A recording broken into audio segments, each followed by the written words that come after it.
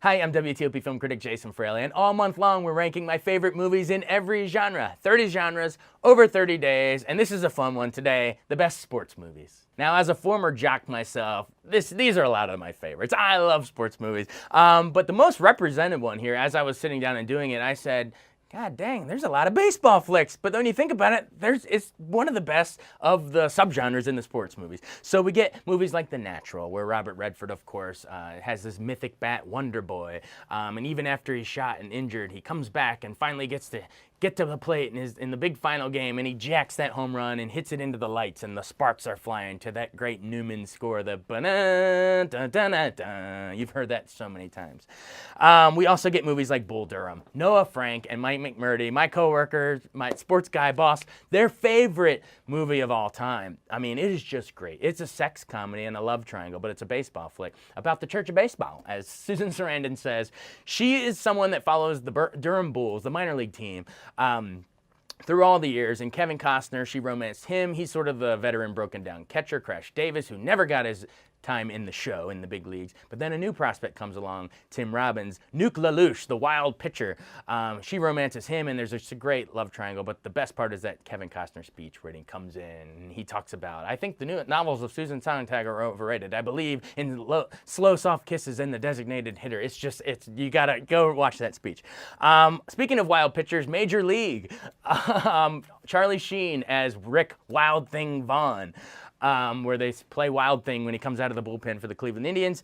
It's just, to me, the characters in this. You get Tom Berenger as the catcher, romancing Rene Russo. You also get Wesley Snipes as Willie Mays Hayes. You get Dennis Haysbert as Pedro Serrano, the power hitter. There's just so many great characters. And the manager is my favorite part. He just cracks me up. It's just one of my favorites. Roger Dorn, Corbin Burnson. I'm laughing just thinking about it. But Bob Uecker as the announcer, just a bit outside. So quoted. We get The Sandlot. Could have been in Coming of Age, but I snuck it in here. We're going to be watching this forever. And quoting, "You're killing me, Smalls," forever, with Benny the Jet and his PF Flyers outrunning the Beast and trying to get the Babe Ruth baseball out from the dog over the fence. Baby Ruth, who is that? The Great Bambino. It's so good. Speaking of kids in baseball, the Bad News Bears. We have Walter Matthau, pre-Grumpy Old Men, around the time we did The Odd Couple as the broken down alcoholic manager of this ragtag bunch. It's so good. It's so good. A League of Their Own. I loved this movie when it came out. Gina Davis, Madonna, who else is in it? Rosie O'Donnell, Bill Pullman, and of course Tom Hanks as the boozy coach. Are you crying? There's no crying in baseball. We've quoted that so many times, but to me, as good as it is, even as it was then, it's even better today after Me Too and all the conversation now. To have a movie based on a true story of when all the men went overseas to war. It's that Rosie the Riveter time, right? The women were flooding the factories and the baseball diamond. It is so great, and one of the great endings too with the collision at the plate. There's a lot of home runs at the end, but the way that ends is just so great. A League of Their Own. I smile every time I think about it. And let's not forget Penny Marshall directing this, becoming the first female director to direct two $100 million movies, first with Big and then A League of Their Own. And then, of course, speaking of money, Moneyball. I love Moneyball. Bennett Miller has done Foxcatcher and Capote and other great movies, but Moneyball's his best. Go back and check it out. It's sort of about our era of number crunching and data analytics and how we do that based on the great Lewis book, how we draft our teams based on that. Brad Pitt, Robin Wright, Jonah Hill, Philip Seymour Hoffman, even a young Star-Lord Chris Pratt as a third baseman. Man, it's a good little flick, and it ends with a father-daughter story. It makes me tear up a little bit. Co-written by Aaron Sorkin and Steve Zalen of Schindler's List. Come on, it's just a great little movie. Moneyball. I had to put it on there. So that was a ton, 9 innings worth of baseball movies, but I wanted to have other movies. Of course, we have football flicks, my personal favorite sport. So we get movies like Rudy. We get Friday Night Lights, that last speech where Billy Bob Thornton in the locker room takes me back and he says, look around at you. Because forever is about to happen here in a few more minutes. Like, a lot of you are never going to play this sport again. I'm getting goosebumps now. We might have to cut. We might have to cut Ginger. Just kidding. Come on. I'm thinking of Ravens Stadium and tearing up myself, looking around at the brothers in the locker room for state title. I mean, Oh, I want to cry. North Dallas 40, 1970s. It's just a great little movie. It's sort of what I would say like the Slapshot movie with Nick Nolte on the football team. Speaking of Slapshot, we had hockey movies, the great Paul Newman movie with the original Bash brothers. We also have the Mighty Ducks, Emilio Estevez as Gordon Bombay, the coach, the Minnesota Miracle Man with the Triple Deeks, and the sequel, Kenan Thompson. It's Knuckle Puck time. We also get movies like Miracle, of course. Have to put that for the hockey movies. Speaking of someone that was a hockey player that wanted to golf, Happy Gilmore. I couldn't fit a Sandler movie in my comedies, so I snuck it in here. Sue me. I don't care. When he fights Bob Barker, I think it's great. And Shooter McGavin, you know, it's a Shooter. Gotta love it. Basketball, we get Hoosiers. Hoosiers is just great, man. I mean, Gene Hackman as the coach, willing the team. We don't really know what happened at his previous school, but he got bounced from the school. We think it's because he was too strict on the players. Barbara Hershey's a teacher there that's skeptical. Oh, you're just going to be like all the other ones. But really start to realize, wow, he's really good for these young boys.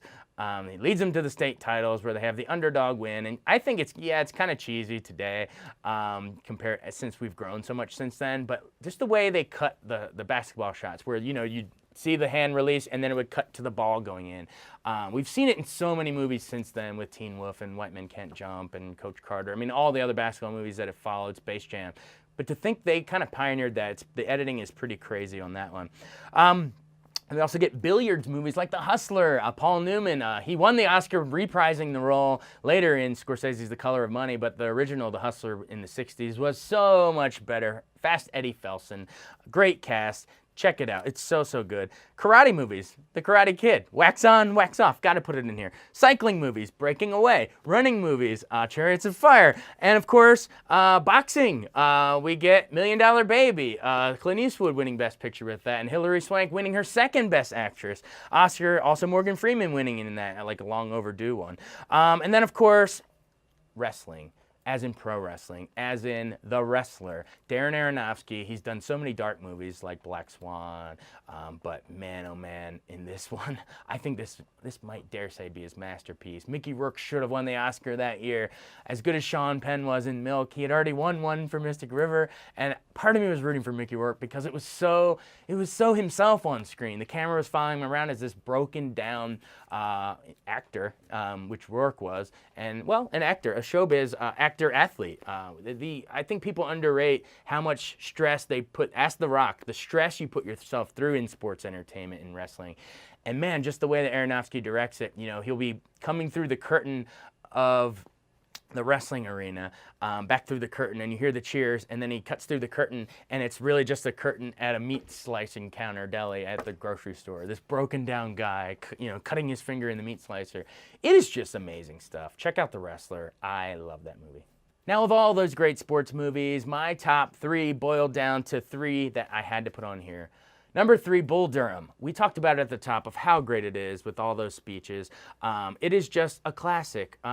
Field of Dreams is my personal favorite baseball movie, but you notice that I don't have it here. I put it in fantasies because it's more of a magical realism, like It's a Wonderful Life. In fact, when we interviewed Kevin Costner, we've had a debate in the newsroom with myself, Mike McMurdy, and Noah Frank about what's the best baseball movie. I always said Field of Dreams. They always said Bull Durham, and it looks like they were right in terms of pure sports movies because when I interviewed Kevin Costner, I asked him that question, what's better? And you know, he kind of deflected, but he said, Field of Dreams is our generation's It's a Wonderful Life. That's what he said. It's sort of a fantasy Americana.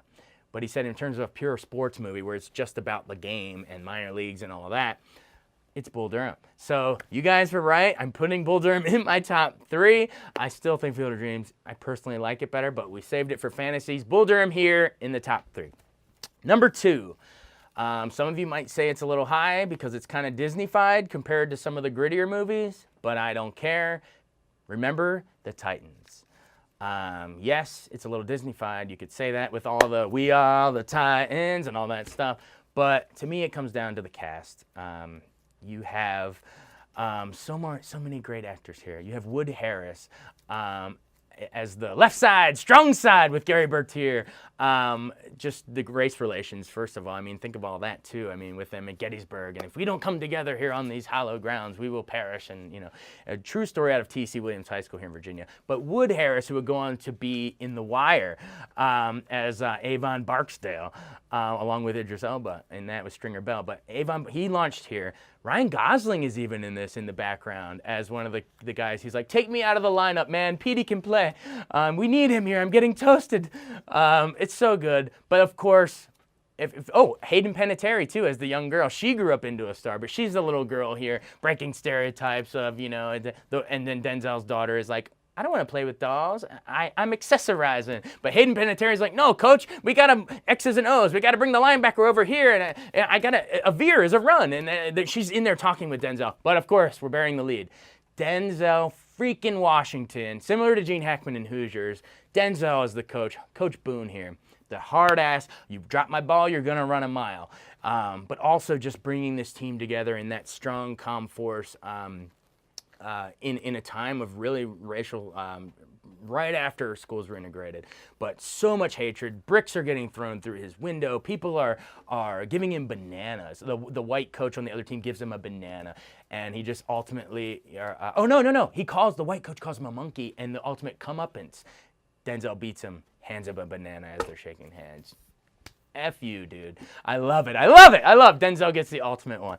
But come on, it's all about this. And I know he won Best Actor for Training Day the following year in 2001. Another great role, which we have in crime flicks. But think about it. I think his role the year before, the year 2000, as Herman Boone, primed that pump to win for Training Day. I don't know if he wins without this movie. I think it should be held up higher. Call it Disney-fied. I don't care. Left side, strong side forever. We are the Titans. Denzel, maybe because I was in football at the time too, but I related to this so much. Throwing up in practice, the bonding that happens when you go away on a bus and are together. It's the closest thing to military, I bet, like that Band of Brothers feel. There's a lot of talk of head injuries and all of that. Okay, we can have that conversation, but I'm telling you, let's not forget Titans and what people coming together can do. Remember the Titans, number 2 all time. Doing it for Denzel. Number 1, no brainer for me, Rocky. All right, Rocky. We had the stipulation that only one movie from each franchise could make it. So as much as I love Rocky 2 with Yo Adrian, I did it. Rocky 3 with Mr. T, Clubber Lang. Rocky and Eye of the Tiger didn't exist till number 3. That great song. Dun, dun, dun, dun. Number 4, where he's pounding down the Russian. Drago! Number 5, you can forget Tommy Gunn, except for Elton John's Measure of a Man montage. And then Rocky Balboa. Number 6, when he comes back together and fights Mason the Lion Dixon. And then, of course, Creed. I love Creed. Creed was so good, and it brought it back. Ryan Coogler and Michael B. Jordan after Fruitvale Station and before Black Panther. But the first one I put on here, it has to. It's still my favorite. Call the first half a little bit slower maybe for modern audiences, but come on, this one invented the sports flick. This one changed how montages were shot, with training when he's, him pounding the raw meat and drinking the eggs before he goes on his run. And of course the running and the dun dun dun dun dun dun and the push-ups and running the stairs. The Steadicam had barely been used before. It was one of the first 3 movies to use it, along with The Shining and maybe Bound for Glory. But Rocky was 1976, pioneering this. John Avildsen, the camera going up the steps and then circling around him. They didn't really plan it, but suddenly, bam. Legendary, iconic moment was born. And in the end, it's also just a great love story about underdogs. It's the greatest underdog movie of all time. But him and Adrian romancing in the pet shop. And if you think it's just mainstream fodder, I promise there's some directing why he won Best Director. Note when he first goes into the pet shop. Adrian is behind a birdcage. She's under bars, right? And then the camera, there's a shot. It pans over to the mirror, and you see her and Rocky not behind bars. So Rocky's getting her out of this, shy cage.